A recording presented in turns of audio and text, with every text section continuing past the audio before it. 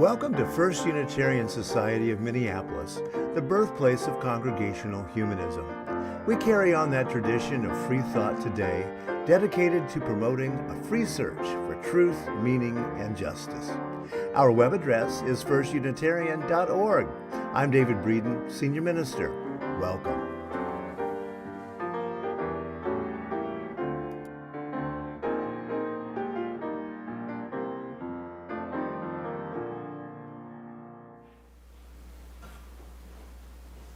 Good morning, everyone, and welcome on this very cold morning to our Sunday Assembly for January 29th. For those of you in the room, you found parking. Well done, well done. For those of you watching us from home or somewhere else, we hope you're very cozy and warm. Whether this is one of your first visits or you've been with us many times, we are delighted to have you with us today as a part of our gathered community. Folks online, please make use of the chat, check in with each other, say what you're thinking about the service. For those of you in the building, we hope you will join us downstairs where you can check in with each other and say what you thought about the service. And have a bit of our mini meal. Let's see, today we are having Indian butter chicken on basmati rice, or terrific taco bar, and caramel oatmeal cake. While you're downstairs, we want you to stop by the card basket and send a note to folks who are unable to be here, and or the people that we mention in our joys and sorrows. You could also stop by the Active Voices table to sign thank you cards or encouragement cards to our state legislators for reproductive justice. Woohoo! That's big news. FUS needs volunteers for our auction committee. In February, we're going to be holding some meetings and some organizing to plan and execute the really exciting event, the FUS annual auction, which happens in April. This event raises significant funds for our operating budget, and we send a portion of it out to a charitable organization in town. So if you're interested in doing this, we want you to contact Barb Lutz. I don't see Barb's face today, but you know Barb Lutz, and you can... She may be in bed. Oh, she had a little... She got a little sprain. Ow, wow, little injury. Tough days here. But there is an email address that's auction@firstunitarian.org. So reach out to Barb, or she'll call you and rope you into doing some help. We hope you're making plans for our Hygge night. Hygge, this funny word, but I think of an Uga horn, right? Hygge. On Saturday, February 11th, it's just going to be a cozy evening with good friends and conversation, some music, no agenda at all, just hanging out. So watch our communication channels for details. Our theme this month is finding our center. Trauma stalks our nation. We are again rocked by the news and a horrific video of the murder of a young black man at the hands of police. We are rocked and shocked and not surprised by mass shooting after mass shooting after mass shooting. We are shocked and rocked and not surprised by all the ways that the system in which we live, and some of us thrive, leaves people behind. And yet, sometimes we get a piece of good news, as we did this week at the Capitol, as we will continue to do throughout this session, because of shoe leather and knocking doors, because of sending postcards, because of organizing, because of coming back again and again and again. When Dr. King said, "Out of a mountain of despair, I will hew a stone of hope," that word hew indicates a whole world of hard work. And because we are together, because we can find our center together, we can hew that stone of hope together. Come, let us gather in community.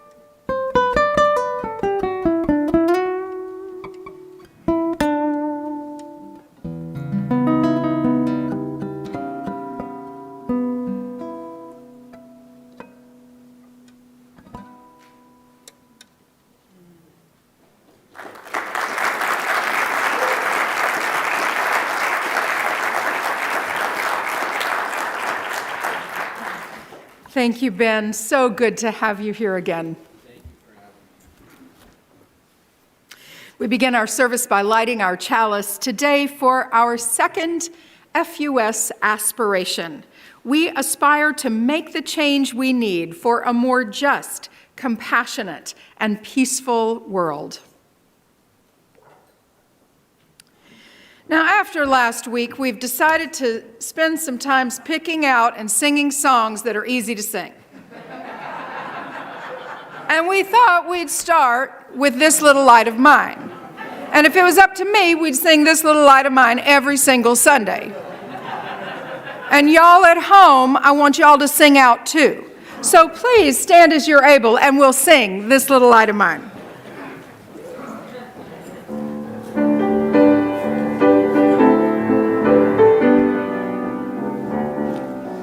This little light of mine, I'm gonna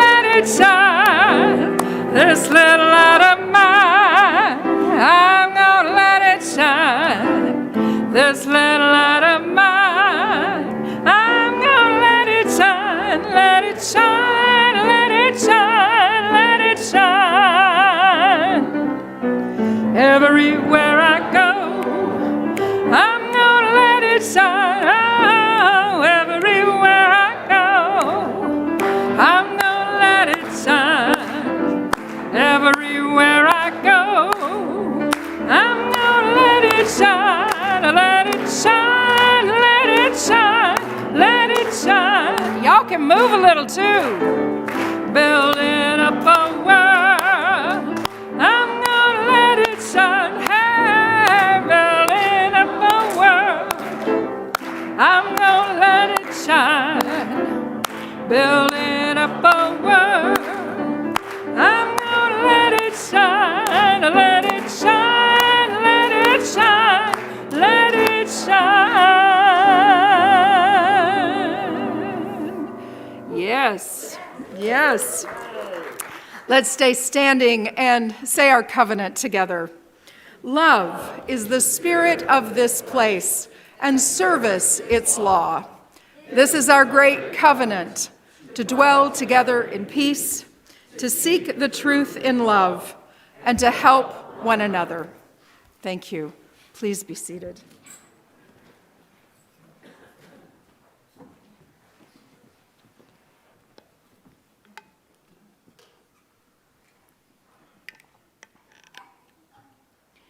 It has been the pleasure and the honor for this congregation to provide support and the closing meal for the Dakota 38 +2 reconciliation ride in Mankato on December 26th for the past 5 years. For the past 7 years. In around 2003, Lakota elder Jim Miller had a vision. He dreamed of Dakota riders riding from South Dakota back to Mankato, where the largest mass murder in history took place at the hands of the U.S. government. The Dakota 38 warriors. You may know this story if you grew up in Minnesota and attended Minnesota schools. You may never have been taught it in Minnesota schools, but you may know it by now.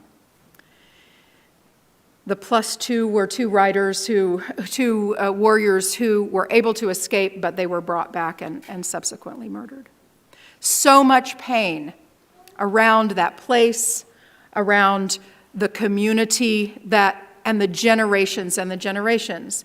And Jim Miller had this dream of a reconciliation ride. And by 2008, that ride was made a reality with descendants of those warriors able to participate and ride from Lower Brule, the Lower Brule Reservation in South Dakota, to Mankato. We were asked if we could provide some support, and what that became was the closing meal. Shelley will talk a little bit more about that. This was the last year of the ride in its current iteration. There are only a very few of those original riders who are left. And the healing and transformation that has occurred from it being a return to a traumatic event, and trauma will always be a part of that history. But a transformation occurred to it becoming a family reunion, a joyful reunion. And it was our honor to be able to be of service to those folks as they gathered. It was a really powerful thing. And we're caught between the desire to say, whoa, we did a great job, and the humility and the honor and the privilege to have been able to witness this. Shelley Schreffler was I would say, the prime mover and shaker. She doesn't accept that kind of praise especially well, But and she'll say it was many, many, many people, and I know she'll recognize you. But I want to just say a special thank you to Shelley for your efforts as you did this. Thank you.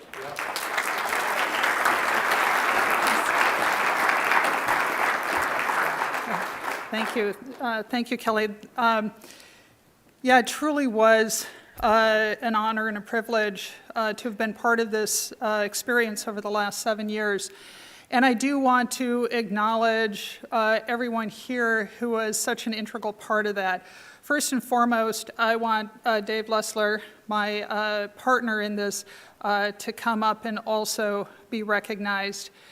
8 years ago, I asked my friend Gabby Strong how I could be involved in the ride. She was one of the organizers.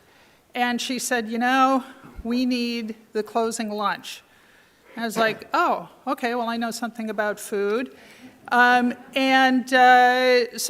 I came back, I talked to Dave, and he was immediately on board. And then I went about recruiting volunteers, and all of you stepped up in such a big way. I'd really like those of you who have been involved since 2015, whether it was one time, whether it was every year. If you're in the room, please stand up to be recognized. And if you're online, please put a note in the chat so that we can recognize you as well. And if you don't stand up now, I'm going to call on you.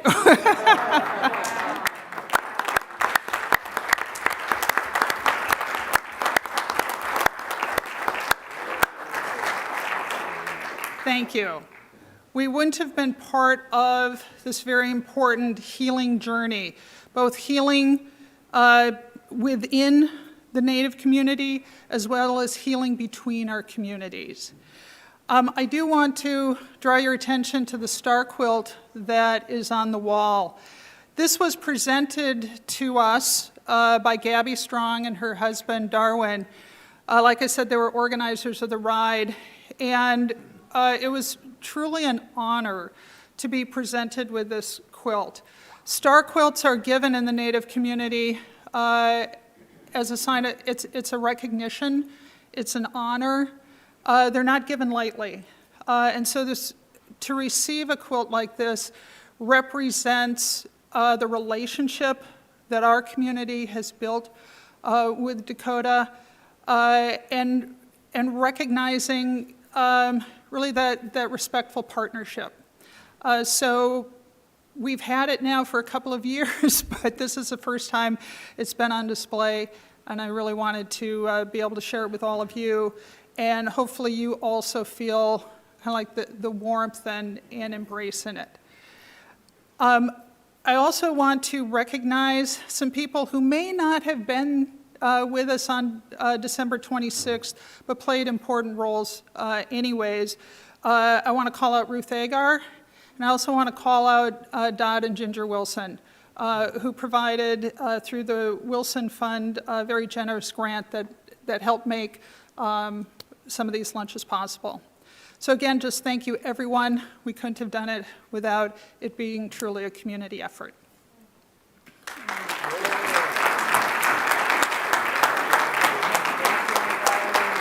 I just want to say Shelley was a huge deal here. And my favorite moment for the ride every year was we'd get up, we'd do 2 turkeys and 3 hams and a whole bunch of other food here overnight without burning the building down. Yay. Most of the time. And I would get in the car, and I'd leave about 6:30, 7 o'clock, just before the other volunteers that Shelley got together. Thank God I don't have to worry about any of that stuff. But I would run into the runners and the riders who were, 3 or 4 or 5 hours outside of town, because I'd be driving to get there to make the meal, trying to get there by like 9 o'clock. And that was the moment that I remember every year, is you hear these teenage runners that are passing the baton and running along the highway, and the cars that are with them to kind of keep them safe, and often the horses as well. So, it wasn't about us, it was about that. And I think the healing that it brought to just people driving by. Who are those people? Why are they doing this? And you can imagine them riding all the way across the trail that they had taken all the way back, or when they were pushed back, and people, having that healing moment or that questioning moment as they drove by people on the road. So thank you, Shelley, and it was an honor to be part of it. Thank you so much. Yeah. Thank you, guys.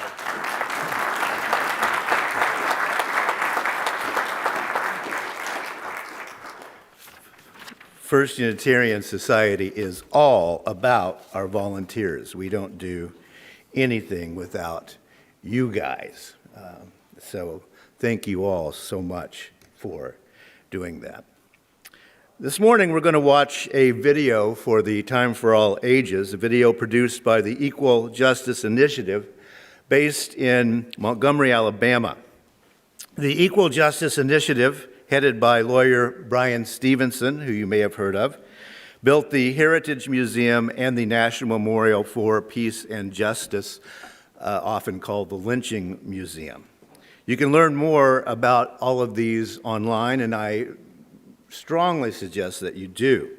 Now, why are we watching a video? Because this video tells truths about American history that may not be taught in your school due to fear of political oppression. We've already heard of one of our inner ring suburbs public schools that will not be teaching anything about the 1619 Project this year out of political fear. And that, again, just like the Dakota 38+2, we don't want that kind of suppression of history to be done. So your ministerial team believes that the connection made between the beginnings of the importation of kidnapped Africans and the over-policing and incarceration of African Americans today is, as this video demonstrates, all of a piece in our culture that is sadly infused with white supremacy. And parents, this video is not overly graphic in nature. Black people came to this country after being abducted, kidnapped, and trafficked across the Atlantic Ocean in horrific conditions of confinement. The arrival of chained Africans in 1619 was followed by 2.5 centuries of bondage, violence, degradation, and abusive enslavement. White enslavers created false myths about black people to justify slavery. Black people were defined as less human, less evolved, less capable, and less worthy of respect. Despite these false ideas of racial difference, enslaved black people cultivated strategies for survival, fought for freedom, and held on to their dignity and humanity despite the hardships and suffering. When emancipation finally came in 1865, formerly enslaved black Americans could have sought revenge and retribution against those who had abused them. Instead, most committed themselves to peace, to community, to citizenship, and to a new America. Many black survivors of slavery were so committed to family that they spent their last resources to find their children, siblings, spouses, and loved ones who had been sold away. By 1867, 80% of black men had registered to vote. Many ran for office and accepted leadership positions in their community. Education became a priority in the black community, and black schools created a generation of skilled citizens who could help the nation grow. But many white leaders were violently resistant to these aspirations for racial equality and citizenship. White mobs attacked black people and used lynching, violence, and racial terror to prevent black progress. Congress abandoned Reconstruction in 1877, and the United States Supreme Court sided with former Confederates and white Southerners who declared states' rights to disenfranchise black people, restore racial hierarchy, and subordinate black communities. As former New York Governor Horatio Seymour announced, "This is a white man's country, let white men rule." For a century, racial terror lynchings, racist laws, and Jim Crow practices oppressed black people. When millions fled violence and abuse in the South and moved to the North and West, they faced less risk of mob violence, but continued to see discrimination and bigotry.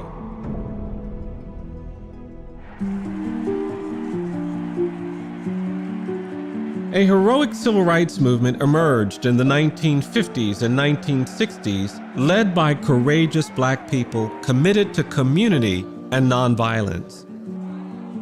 These extraordinary people were beaten and battered.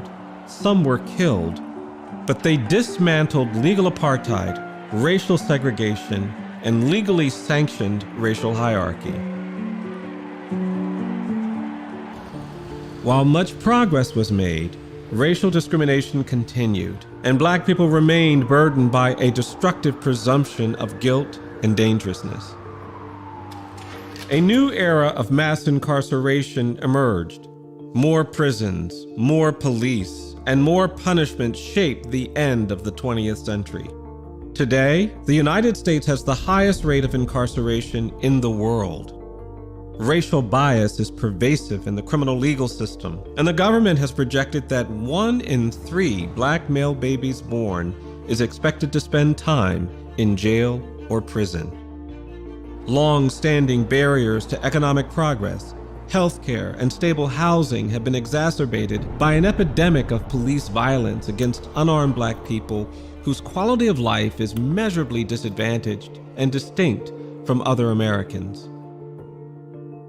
The legacy of slavery and racial injustice still creates barriers to just treatment for some, fosters inequality, and fuels racial animus and bigotry. EJI believes a new era of truth and justice is required that compels our nation to reckon with our history. We believe that truth can set us free and lead to healing, redemption, recovery, and repair. The Legacy Museum and the National Memorial for Peace and Justice are dedicated to these goals. These institutions have a purpose. Our hope, our vision, is that the children of our children will live in a nation unburdened by the legacy of slavery, free from racial bigotry and injustice. We hope you'll visit us and join the effort to promote truth and justice in America.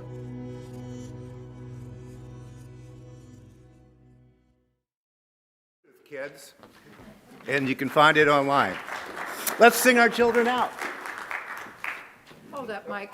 Hold up, Mike. I want to just allow us to take a little moment. That's some hard stuff to see. And it's okay, whatever the feels are that you've got with that. All the feelings you have are okay and welcome here. So before we sing you out, let's just take a moment to have a couple of good breaths together.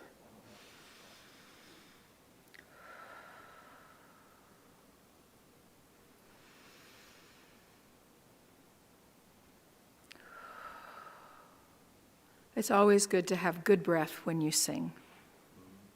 Please.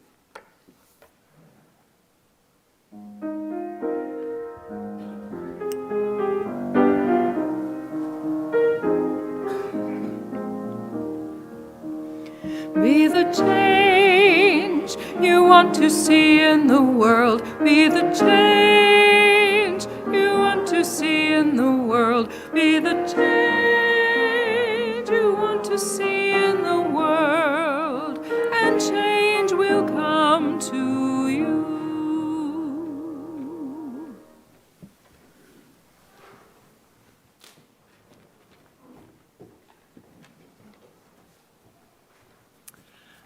Good morning. My name is Jenna Hutchinson, and I'm speaking to you briefly this morning on behalf of the FUS stewardship team.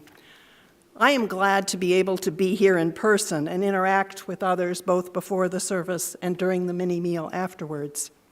After a period of 2.5 years with no chorus or choir due to COVID restrictions, and then the retirement of our past music director, I am glad to have rejoined weekly rehearsals with other singers. But I was also glad to be able to watch the Winter Solstice program online when my family was out of town, and to watch Sunday morning programs when I was sick with COVID. It's great to be able to join different meetings of FUS, either in person or online, as needed. Activities, events, and programming here at FUS will continue in multiple formats and options. All of us at First Unitarian Society are part of this new together, and that's the theme of this year's stewardship drive. Our annual pledge letter and pledge form is being mailed to members and friends tomorrow. For the past 3 years, our stewardship drives have not asked you to increase your pledge. This year, we hope to increase congregational support from $425,000 to $475,000. We ask that every member and friend of FUS thoughtfully consider an increase in your pledge to meet rising costs and to expand our service to members and the wider community. Together, we can achieve this and continue to be a beacon of liberal religion serving Minnesota and beyond. We ask that everybody return their pledge form and ask that you return them by March 1st. Thank you.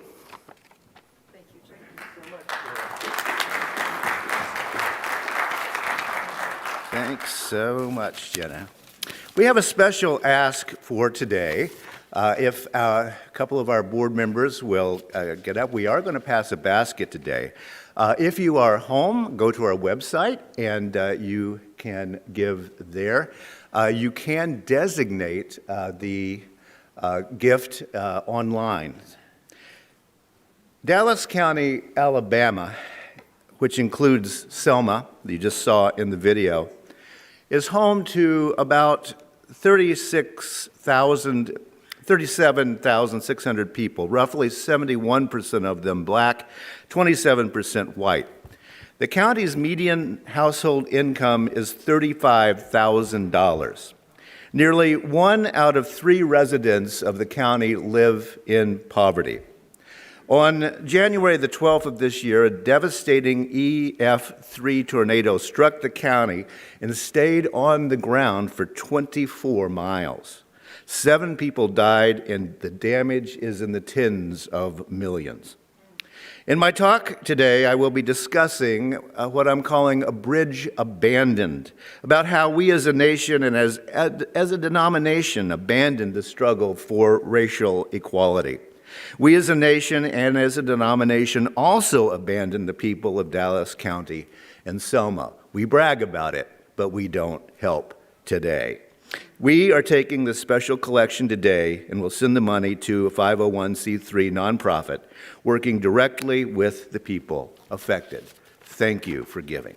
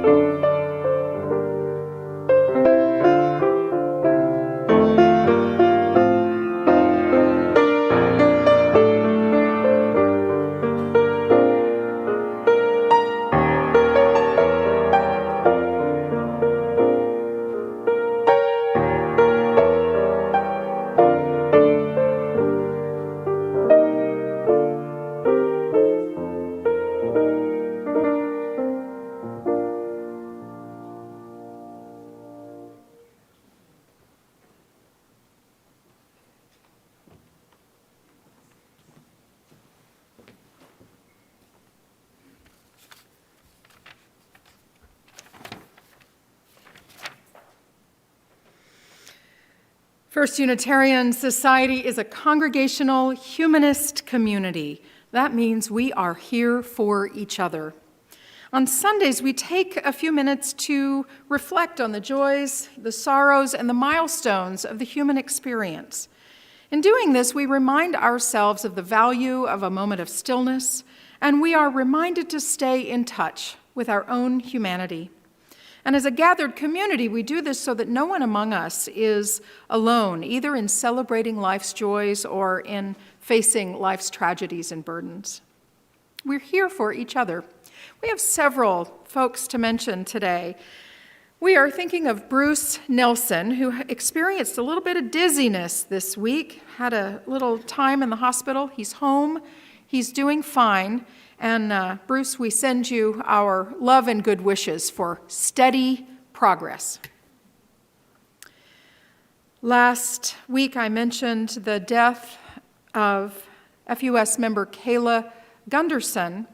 There will be a small memorial at the UU Church of Minnetonka this week, but actually we are going to have a memorial here at FUS on March the 11th. So watch our communications channels for information about that. Our hearts are with Sheila and Alan Callender today. Sheila's sister, Cher Collins, age 75, made her transition on Tuesday, January 24th after suffering a devastating stroke last August. Cher had a generous heart, could belt out a blues tune like a 40s nightclub singer, and loved her family. Sheila writes that experiencing Cher's long decline reinforces Sheila's commitment to compassionate choices and the opportunity to pass the Minnesota End of Life Options Act while we have a trifecta in the Senate, House, and governor's seat. We're thinking of Jim Dryden today. His mother, Mary Alice Dryden, passed away early Friday morning, just a few weeks following his dad. She was age 91, and she and Jim's dad had a lifetime together. They met in the second grade and shared nearly 70 years of marriage together, and we knew that neither of them could or would bear being apart for long. Mary Alice loved birds, oranges, and orchids. Two of her favorite songs were Blue Boat Home by Peter Mayer and Let the Mystery Be by Alice DeMitt. When Bob and Mary moved back to Minnesota to live closer to Wayne and Jim, they brought them to various UU congregations in hope of helping them find a new community. And First Unitarian Society was the place where they did. And who could have guessed that Wayne and Jim would find the same, becoming accidental Unitarians? Our hearts are with you. And a joy to share today, FUS-affiliated humanist clergy Jay Hooper has been elected by the trustees of Morehouse College in Atlanta, Georgia, a historically black college and the alma mater of Martin Luther King Jr., into the Martin Luther King College of Scholars.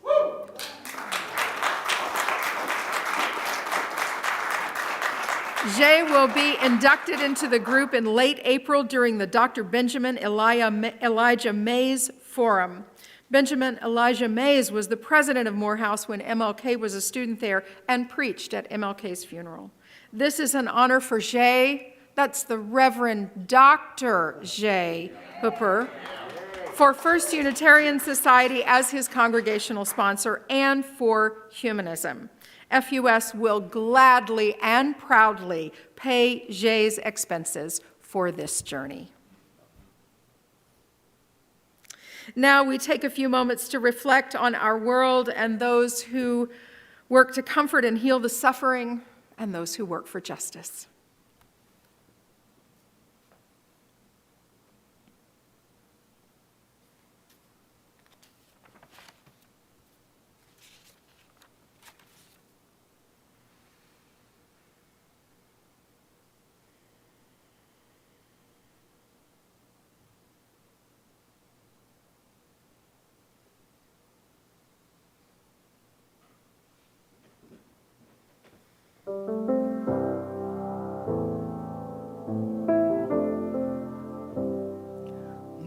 breathe in, I'll breathe in peace.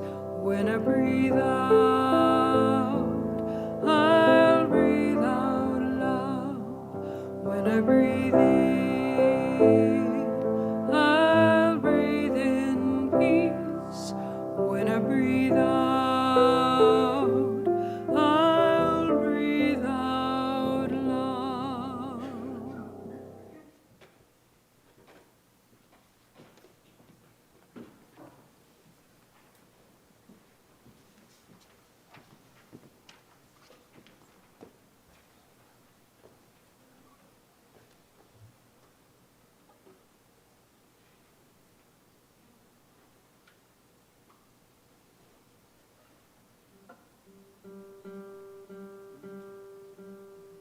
It's a song by the legendary jazz guitarist Django Reinhardt, who is famous for a whole different kind of cornucopia of jazz music in France, and also famous for persevering and in fact creating a whole new style of guitar playing, having two of his fingers paralyzed in a fire. And so to this day, the chief exporters of that style, some of the greatest guitar players, play with two fingers to emulate Django. So this is a beautiful composition called Nuage.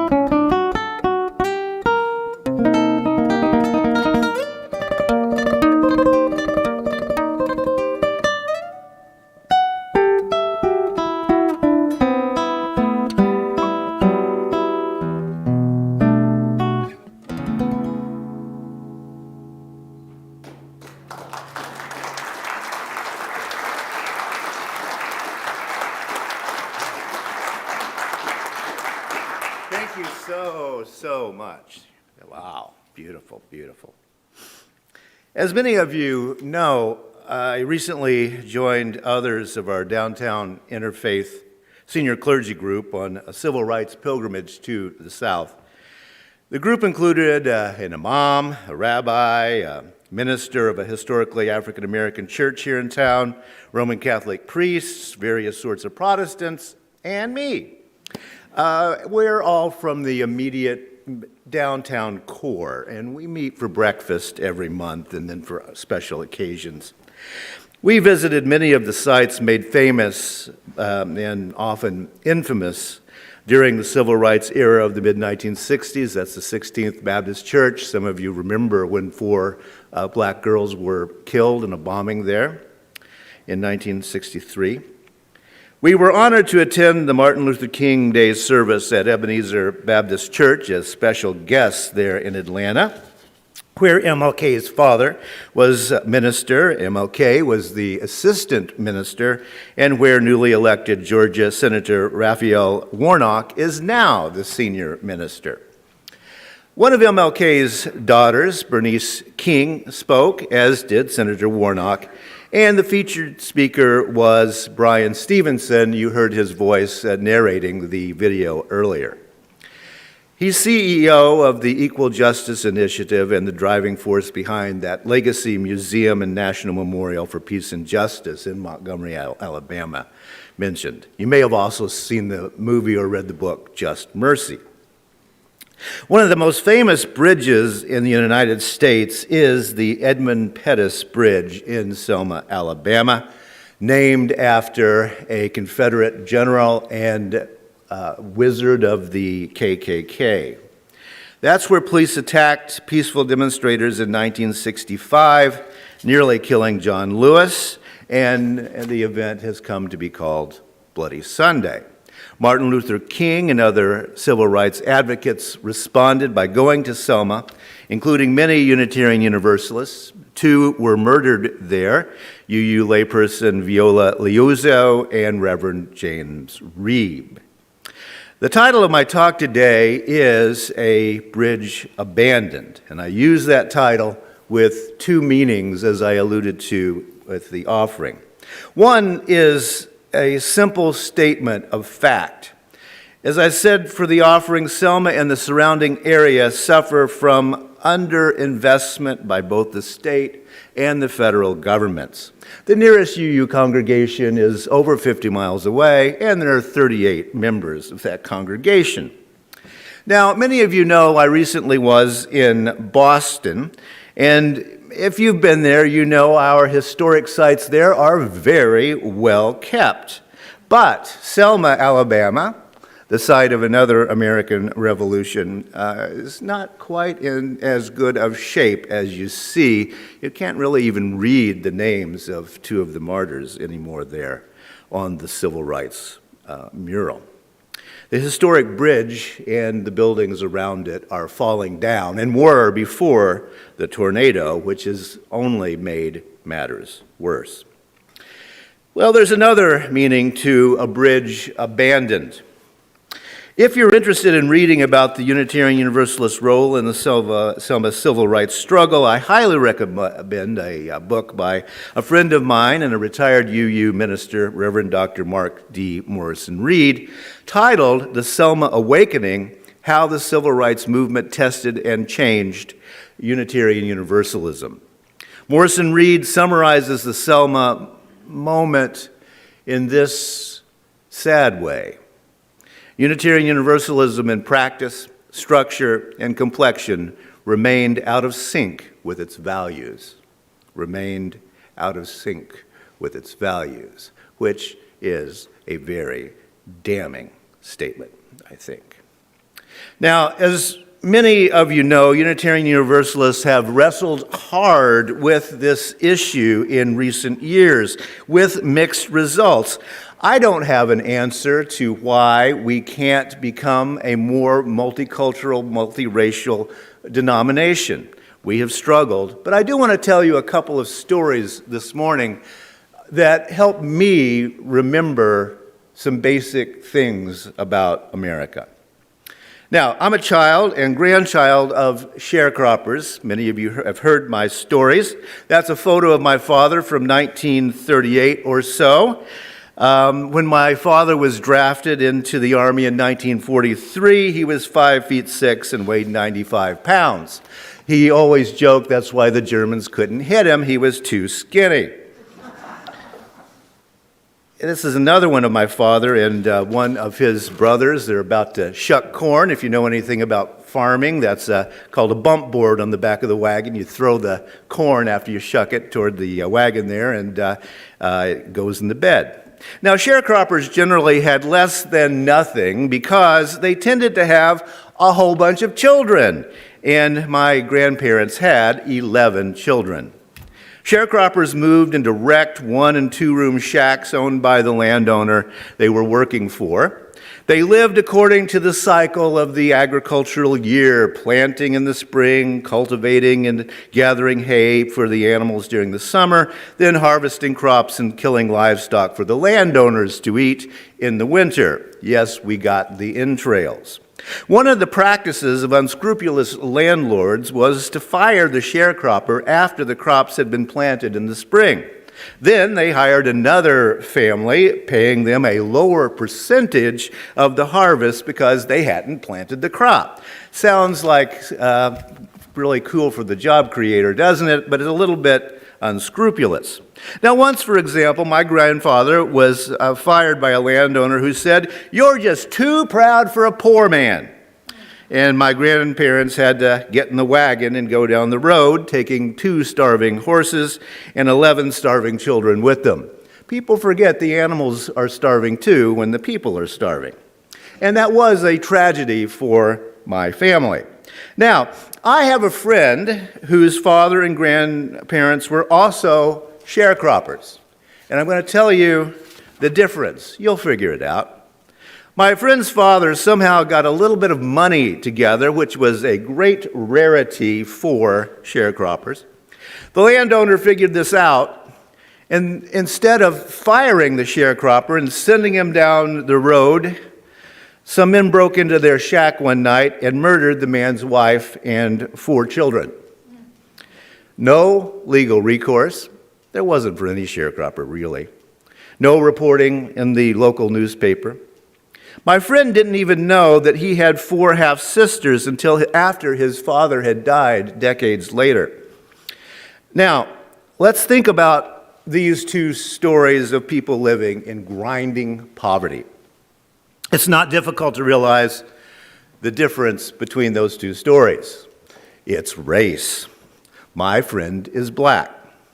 Sure, everyone should be morally appalled by both of those stories, especially my friend's family story, but for a Southerner my age, it's not a surprising story. I've heard similar stories all my life, and usually they are kept as deep, dark family secrets because who wants to be perceived as a victim? As we say in the South, that was just the way it was. Now, I want you to keep this in mind. The last public lynching of the sort that we see in the movies occurred in the South in 1959. 1959. Or was it? Was the last lynching the recent news from Memphis, Tennessee? There are some very obvious differences between what happened to my white, pasty white, due to malnutrition family, and what happened to my friend's family. Even Florida governors can see the difference in those 2 stories, and that's what scares them about critical race theory, the 1619 Project, and telling accurate American history. The essential core of structural racism is, and always has been, dehumanization. That's what we see in the video. Dehumanization. The essential message is there's something wrong with you, not the system, you. Did those KKK boys who killed that farmer's wife and 4 children, did they know they were part of something called structural racism? Well, of course not. They were just haters full of prejudice. Did Derek Chauvin know he was an enforcer of centuries-old structural racism in America when he publicly murdered George Floyd? I doubt it. He was just a hater full of prejudice. It's up to us to connect those dots and tell the truth about American society. The police officer and the KKK boys who broke into that sharecropper's shack decades ago, and some Memphis police officers all assumed that they could torture and murder a certain category of American citizen and get away with it.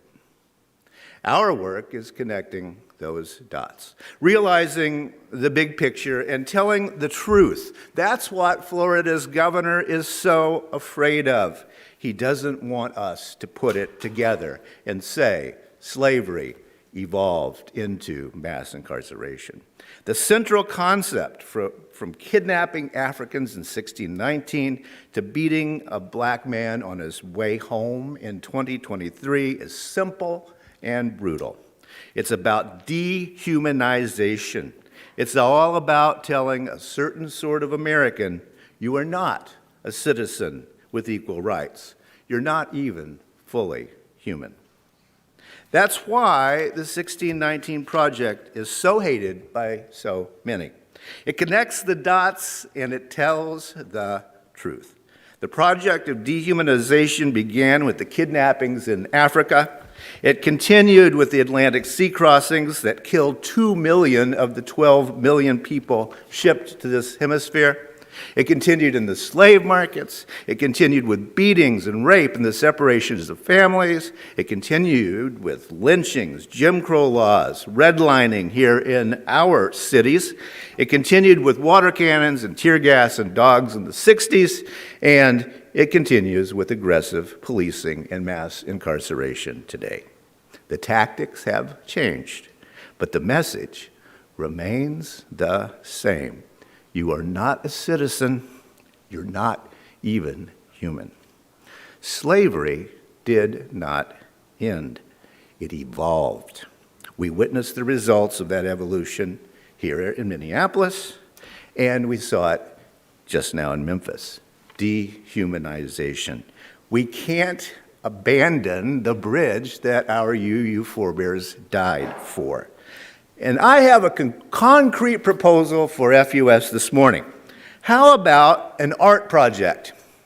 What about commissioning some of the kids in the school downstairs, Loveworks, that rents our space, Loveworks Academy? Why don't we ask them, some young black artists, to paint us a picture of the dream that they see for our collective future, Then we could display that picture, that art here, and then remind ourselves every time we see it what we are working for. Equal Justice Initiative Director Brian Stevenson phrased it better than I can. I'll end with his quote. He says, "Our nation's history of racial injustice casts a shadow across the American landscape. The shadow cannot be lifted until we shine the light of truth on the destructive violence that shaped our nation, traumatized people of color, and compromised our commitment to the rule of law and equal justice."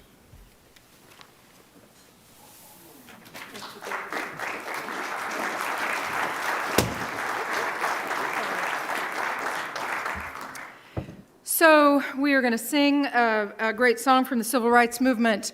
But I want to say to you that the ministry and music staff have made the decision that when we sing songs from the African tradition, when we sing songs that are spirituals from the Civil Rights Movement, songs that come up out of the African tradition, we are going to make a donation for reparations. We're not exactly sure how that's going to work yet, but that's our decision to do that because we think it's important. It's the right way to approach this music. It's not our music just to appropriate. And so we're joining other congregations as we do this. And so, Odetta said about this song, some people sing this song, I woke up this morning with my mind on Jesus. And they asked her, why did she sing it, With My Mind on Freedom? And she said, honey, it's the same thing. So please, let's stand and sing. I woke up this morning with my mind, it was stayed on freedom.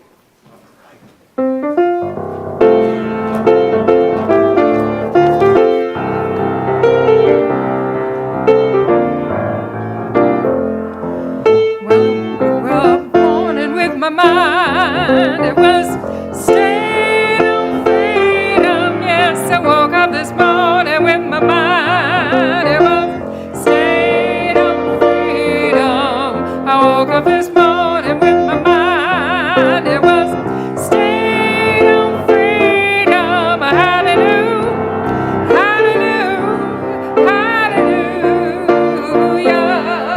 I was walking and talking with my mind.